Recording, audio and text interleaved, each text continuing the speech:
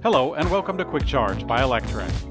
I'm Mikey G, and it's Thursday, September 22nd. This week's episode is sponsored by Recurrent. More information during the break.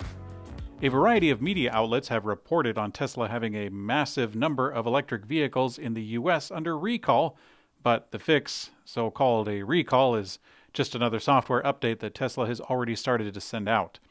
The problem is that Tesla vehicles don't react based on the standard for reversing when an object is detected in a power window.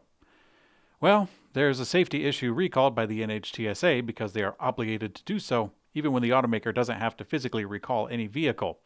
This does lead to some confusion. In a similar situation earlier this year, the automaker was issued a recall, and it was a massive one on over 800,000 vehicles due to a seatbelt issue. But it sounded a lot worse than it really was. In fact, it was just a little reminder alert that came on audibly. Just like the last time, Tesla owners can rest easy today, knowing that the fix has likely already occurred.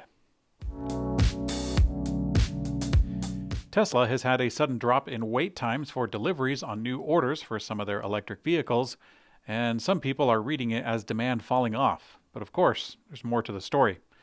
Tesla has been ramping up production at both Gigafactory Texas and Berlin, which is reducing wait times.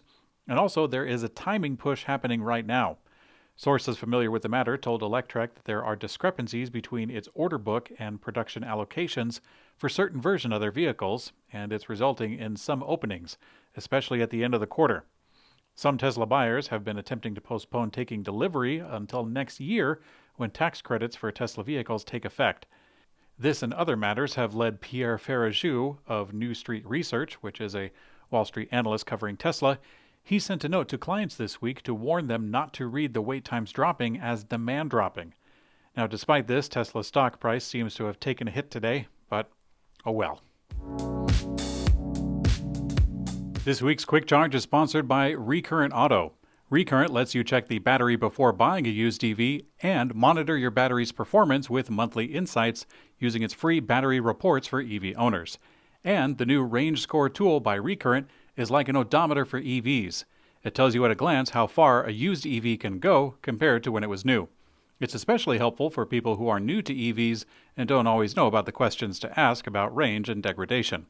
Surveys and early results have found that buyers pay more for cars with range scores, even if it's not in perfect condition.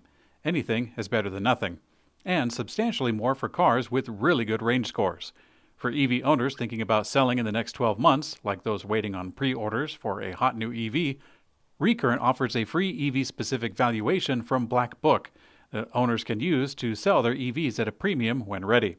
It's only available in the U.S. and at the moment for most Tesla, Chevrolet, and Nissan EV models. You can head over to recurrentauto.com/sell for more information and to get your free reports now.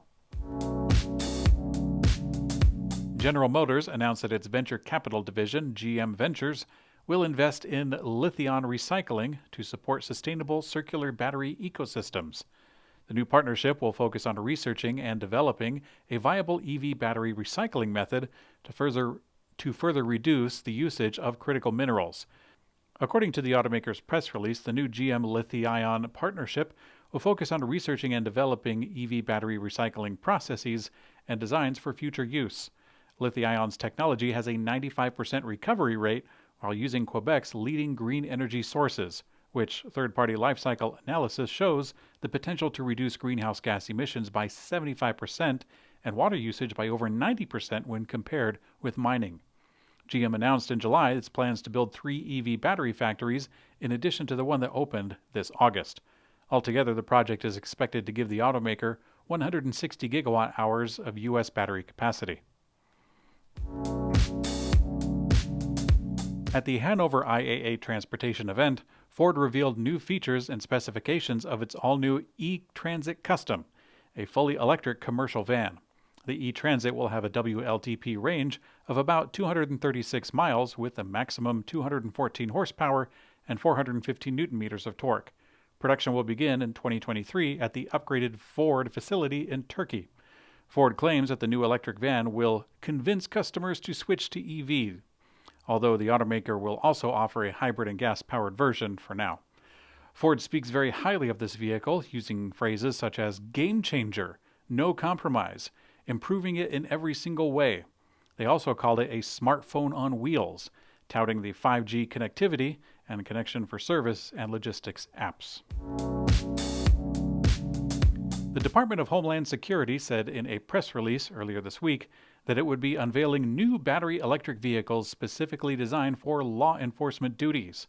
Although the release claims it's the first federal agency to debut a battery electric vehicle, Electrek reported just this August that the FBI was using a Ford Mustang Mach-E.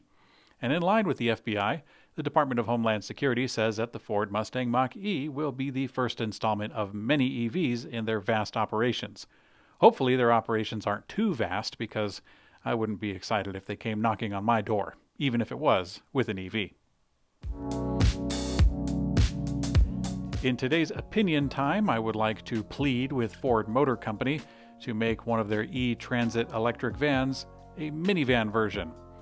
In the pipeline, we don't have a whole lot to look forward to. We have the Volkswagen ID Buzz, which will hit the US with a third-row version of 7 seats and a longer wheelbase than the current 5-seat counterpart in Europe. Now, aside from that, the big companies really haven't done a passenger van. Nissan has their electric passenger and cargo van, but that's not available here in the US. And that's also an older technology, so I'm not terribly excited for it. It seems like the van-shaped passenger vehicles that are currently in the concept phase are just regulated to shuttle vehicles that are trapped in autonomous driving purgatory.